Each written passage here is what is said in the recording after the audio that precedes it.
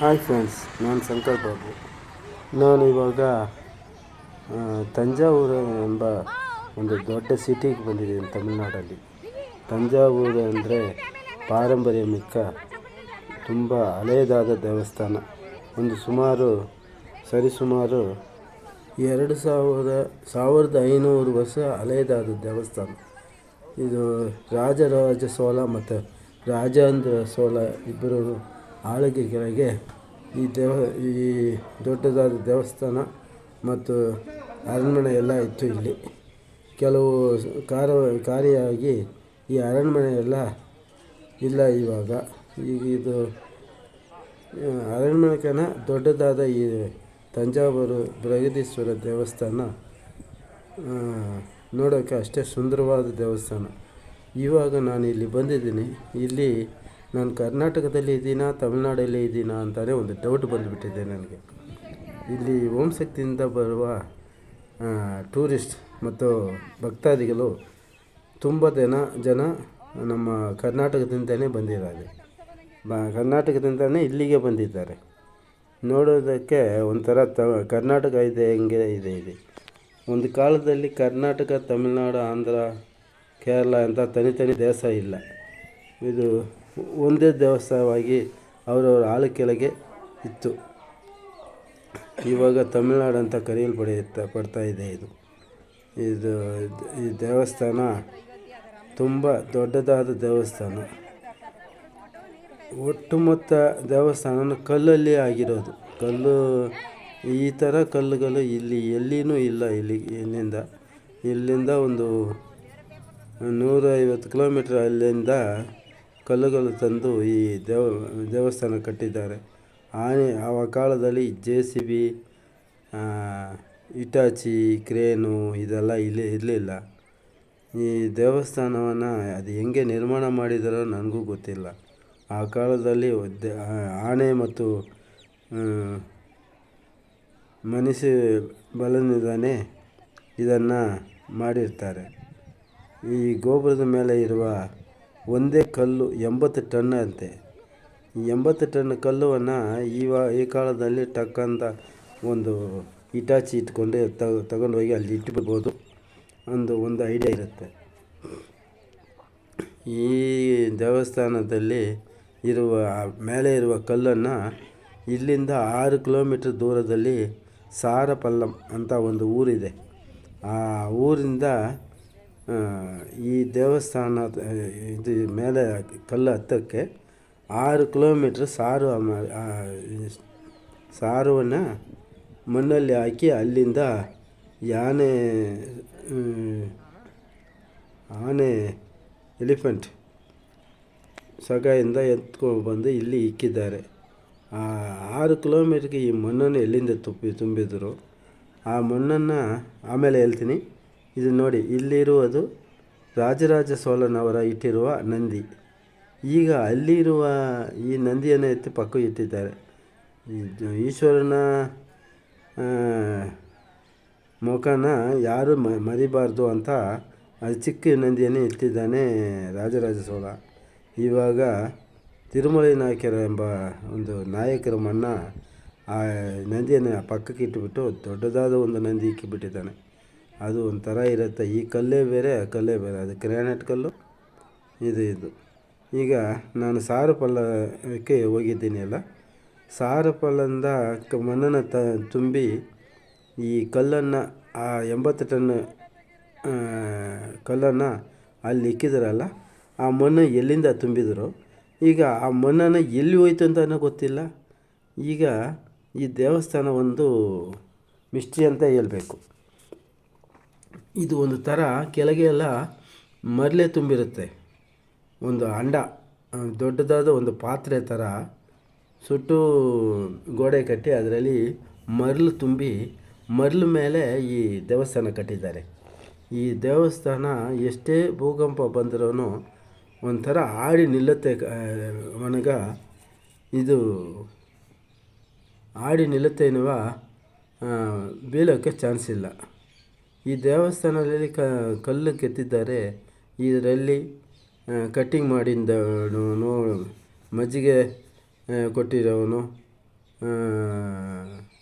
ಕಲ್ಲು ಹೊಡೆದಿರೋವನು, ಕೆತ್ತಿದವನು, ಶಿಲೆ ಮಾಡಿರೋವನು, ಮೇಸ್ತ್ರಿ ಎಲ್ರಿಗೂ ಒಂದೊಂದು ಇದು ಇರುತ್ತೆ. ಈಗ ಮೂಲಸ್ಥಾನದಲ್ಲಿ ಇದು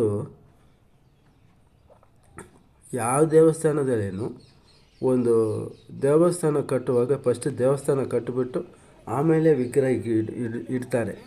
ಆದರೆ ಈ ದೇವಸ್ಥಾನದಲ್ಲಿ ಮಾತ್ರ ವಿಗ್ರಹನ ಇಟ್ಟುಬಿಟ್ಟು ಆಮೇಲೆ ದೇವಸ್ಥಾನ ಕಟ್ಟಿದ್ದಾನೆ. ಈ ವಿಗ್ರಹವನ್ನು ಯಾರು ತಗೊಂಡು ಹೋಗೋಕೆ ಆಗಲ್ಲ. ಇದೂ ತುಂಬ ದೊಡ್ಡದಾದ ಲಿಂಗ.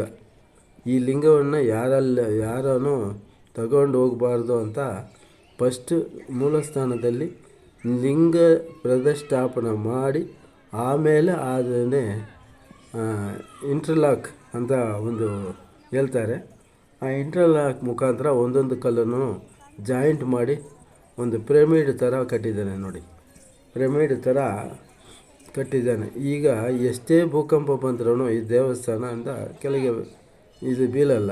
ಈಗ 1200 ವರ್ಷದಾಗಿ ಎಷ್ಟೋ ಭೂಕಂಪ ಬಂದೂ ಈ ದೇವಸ್ಥಾನವನ್ನು ಬೀಳ್ಸೋಕ್ಕಾಗಲ್ಲ. ಅಷ್ಟು ದೊಡ್ಡ ದೇವಸ್ಥಾನ ಆದ್ರೂ ಸ್ವಲ್ಪ ಕೂಡ ಒಂದು ಕ್ರ್ಯಾಕ್ ಬಂದಿಲ್ಲ ಇದು ದೇವಸ್ಥಾನದಲ್ಲಿ. ಇದು ನೋಡಿ, ರಾಜರಾಜ ಸೋಳರೆಂಬ ಮಹಾರಾಜ ಯಾವ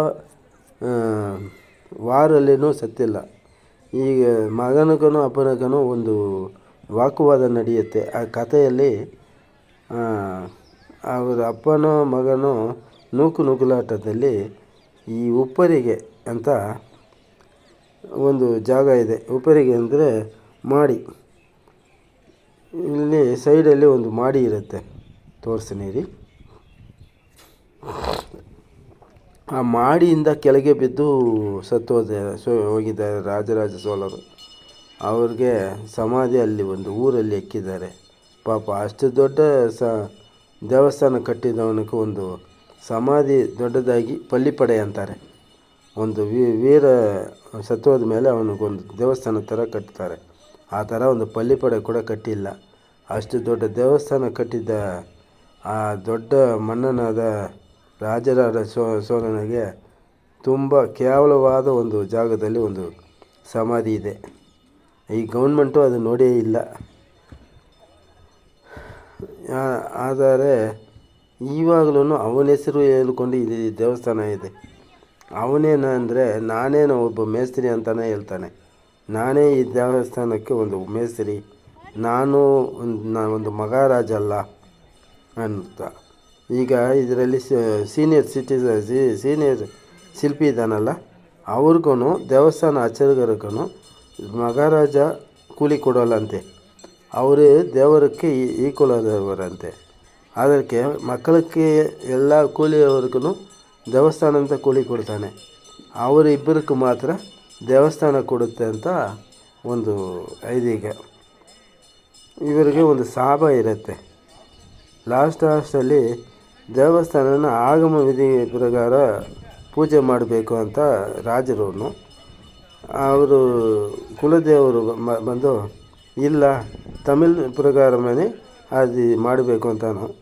ಆದರೆ ರಾಜರು ಹಠ ಹಿಡಿದು ಸಂಸ್ಕೃತದಲ್ಲಿ ಮಾಡಿಬಿಟ್ರಂತೆ.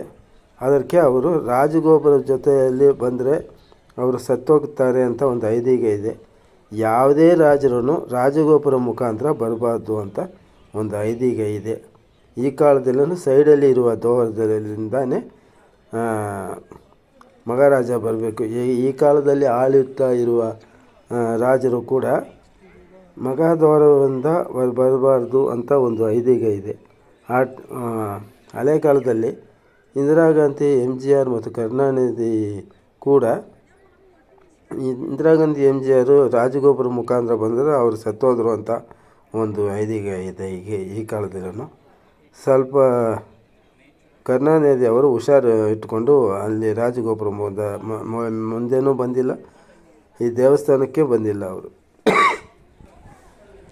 ಈ ದೇವಸ್ಥಾನ ಹಳೆ ಕಾಲದಲ್ಲಿ ಇಲ್ಲಿ ಒಂದು ಆರ್ಟ್ ಇರುತ್ತೆ ನೋಡಿ.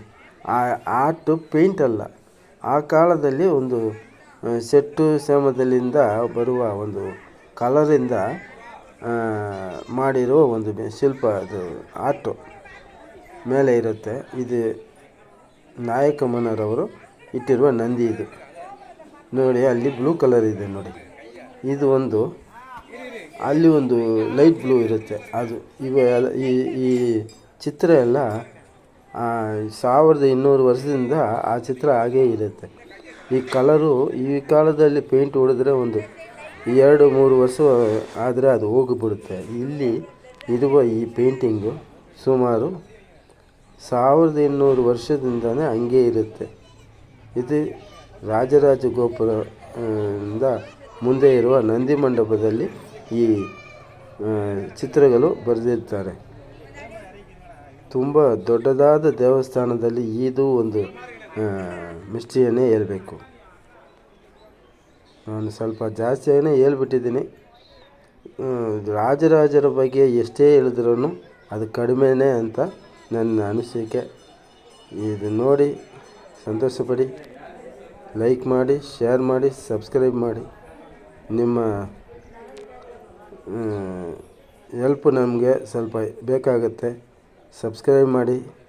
ನಮ್ಮ ಕತೆ ಇಷ್ಟೇ ಮುಗಿದಿರಲ್ಲ, ಇನ್ನೂ ತುಂಬ ನಿಮಗೆ ಹೇಳ್ತೀನಿ ನಾನು. ಈ ರಾಜರಾಜ ದೇವಸ್ಥಾನದ ರಾಜರಾಜ ಚೋಳರು ಕಟ್ಟಿದ ತಂಜಾವೂರು ದೇವಸ್ಥಾನ ಬಗ್ಗೆ ಹೇಳಿದ್ರೆ ಎಷ್ಟು ಹೇಳಿದ್ರೂ ಕಡಿಮೆನೇ. ಅದಕ್ಕೆ ದೊಡ್ಡದಾದ ಶಕ್ತಿಯೇ ಬೇಕು. ಈ ಮುಂದೆ ಇರುವ ಗಾರೆ ಎಲ್ಲ ಈಗ ತಿರುಮಲ ನಾಯಕರ ಕಾಲದಲ್ಲಿ ಮಾಡಿರುವುದು. ಕಲ್ಲು ಗೋಪುರ ಮಾತ್ರ ರಾಜರಾಜ ಚೋಳರು ಮಾಡಿರೋದು.